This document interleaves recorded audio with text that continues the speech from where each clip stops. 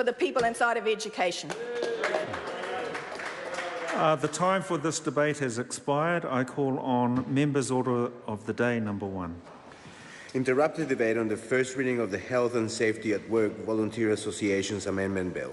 Members, when the House last considered this bill, the Honourable Alfred Ngaro had the call and he has 4 minutes remaining. The Honourable Alfred Ngaro. Thank you, Mr. Speaker. I thank you for the opportunity to speak on this bill. This is the Health and Safety at Work Volunteer Associations Amendment Bill. It's also in the member of my colleague, Hairete Hipango, as well. I want to acknowledge her for, again, having only been here 5 minutes, it seems, and she's got a bill drawn out. And for many that are in the House, they've been here for quite a while longer, have not had that opportunity and their privilege as well.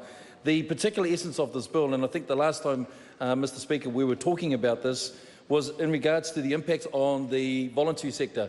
And I think it was Kieran McNulty who was making some comments across the House.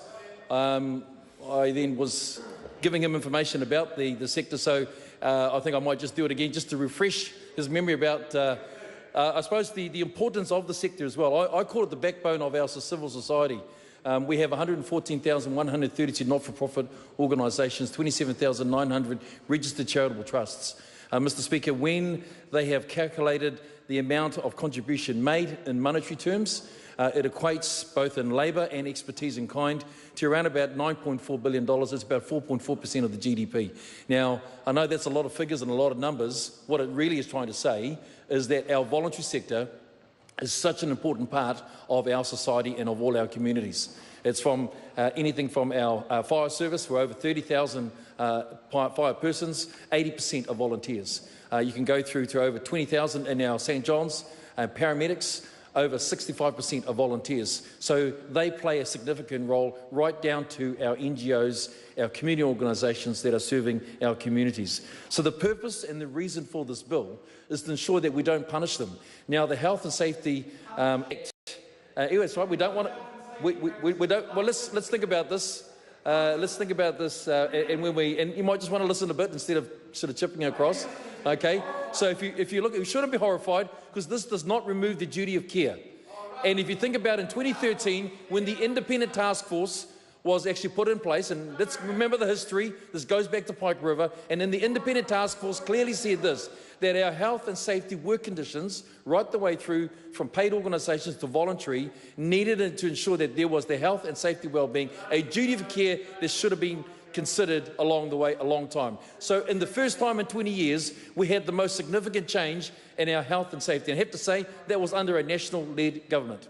So, however, in saying that, like all things, Mr. Speaker, sometimes all the big changes we make can also have small unintended consequences.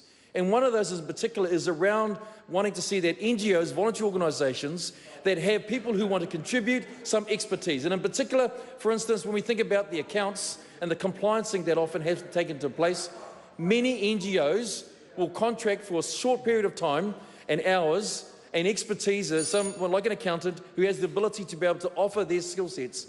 Well, I say 1 minute and 20, sorry, Mr. Speaker. 30 seconds out. 4 minutes, my time has gone so quickly. What I wanted to say in this 1 minute is very clearly, is the fact is that we don't want to impose upon them the role of being the PCU. That's a person conducting a business or an undertaking and all the regulations that sit inside that.